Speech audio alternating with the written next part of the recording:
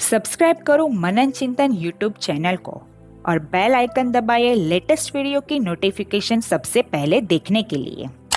कभी रथ लेके आते हैं, कभी पालकी लेके आते हैं और भक्तों कभी कभी तो हंस आकार का विमान लेके मेरे नाथ आते हैं लेने अंतकाल पे। ऊंडे समुद्र में, बारिश में हिंसक प्राणी से रक्षा करके और मौत के मुंह से बाहर निकालते हैं खुद के हरि भक्तों को। वांकानेर के जीवराम भाई ब्राह्मण का पर्चा आता है। श्री हरिलीला कल्पतरु ग्रंथ में आचार्य श्री रघुवीर जी महाराज ने 11वां सक्त में 6ठे अध्याय में कथा लिखी है और भक्त चिंतामणि ने निष्कुलानंद स्वामी ने 136 के प्रकरण में यह कथा लिखी है। महाराज ने टेक ली है कि मेरे हरिभक्तों के दुख मैं ले लूं और उनके मन के सुख को मैं उनको दे दूं।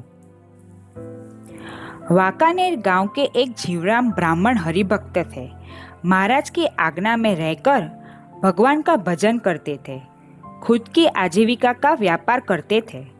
प्रकट भगवान स्वामीनारायण को पहचान लिया था उन्होंने। एक समय पे अनाज लेने के लिए जहाज में बैठ के सिंध देश में गए। वहाँ से खूब अनाज लिया और सब जहाज में डाला और सब अनाज लेके गुजरात तरफ आने को रवाना हुए। जहाज में बैठे थे और वह समय पे जहाज लूटने वाले आए और जीवराम के जहाज के सामने उन्होंने उनका जहाज रोक दिया और हाकल करके उन लोगों ने जीवराम के जहाज में आ गए।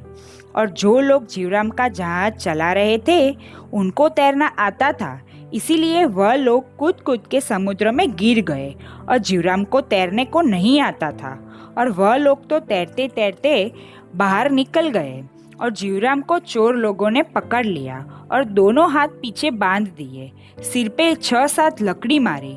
जिस तरह पशु को कसाई मारते हैं उस तरह जीवराम भगत अखंड स्वामीनारायण स्वामीनारायण भजन करते थे और चोर लोगों ने जिंदा बांध के समुद्र में फेंक दिया और वह लोग तो खुद का जहाज लेके सब लूट के चले गए और जीवराम का शरीर तो समुद्र के पानी में रहकर तैर रहा था, जीव जा नहीं रहा था। यह प्राण भी आज नहीं जा रहे थे, यह समुद्र भी मुझे डुबा नहीं रहा है, ऐसा क्यों हो रहा है, ऐसा सब सोच रहे थे और समुद्र में तैर रहे थे और हाथ तो पीछे बंधे हुए थे और बंधे हुए हाथ से तैर भी नहीं सकते थे। श्योर, बंधे हुए हाथ किसी के होते हैं तो वो अवश्य पानी में डूब ही जाएगा, क्योंकि बंधे हुए हाथ से तरे तो तरे कैसे। पर जीवराम समुद्र में डूबते नहीं है और शरीर भी छूट नहीं रहा था। आश्चर्य हुआ, ऐसा क्यों हो रहा है। हे महाराज, मेरा शरीर छुड़ाओ, मेरा कोई काम बाकी नहीं है, मेरी कोई इच्छा नहीं है।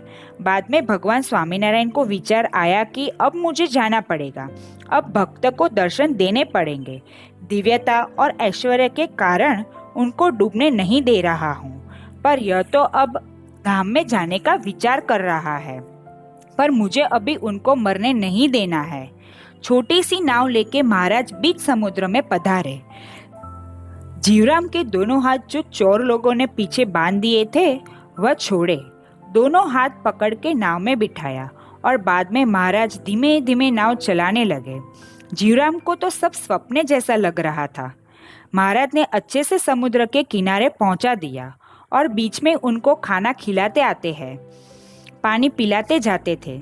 जीवराम घर पे पहुंचे उससे पहले घर पे किसी ने समाचार दिए, आपका जीवराम मर गया। उनको चोरों ने मार के समुद्र में डाल दिया। जीवराम के सगा संबंधी उनके घर आए और कहा, अब की जीवराम की मृत्यु हो गई है। जीवराम की माता को ऐसा कहते थे, पर डोशी माँ ने एक नहीं सुनी। मेरा जीवराम की मृत्यु नहीं हो सकती। अरे जीवराम की मृत्यु हो गई है, अब यह बहू का चूड़ा कर्म कराओ। चूड़ा कर्म मतलब बैंगल्स तुड़वाना। जिसका पति नहीं होता है वह बाद में बैंगल्स नहीं पहन सकती। डोशी माँ रोने लगी, कुछ समझ में नहीं आ रहा था कि क्या करना है। और उस समय रात को महाराज ने डोशी माँ को स्वप्न में दर्शन दिए और स्वप्न में आके डोशी माँ को कहा कि जीवराम की मृत्यु नहीं हुई है, उनको हमने बचा लिया है। वाह महाराज, बहुत दयालु मेरे नाथ, पर यह सगा संबंधी मान ही नहीं रहे हैं।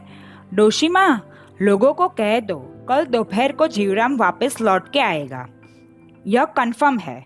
बाद में दूसरे दिन जीवराम दोपहर को घर वापस आया और सबने बहुत पूछा, जीवराम, तुझे चोर लोगों ने मार के समुद्र में डाल दिया था, यह बात सच्ची है क्या? जीवराम ने कहा कि हाँ, यह बात सब सच्ची है, मुझे मेरे भगवान ने बचा लिया। ऐसा निष्कुलानंद स्वामी ने भक्त चिंतामणि के 136 के प्रकरण में लिखा है। वांकानेर के जीवराम हरिभक्तों की महाराज ने ऐसे रक्षा की थी। जय श्री स्वामीनारायण।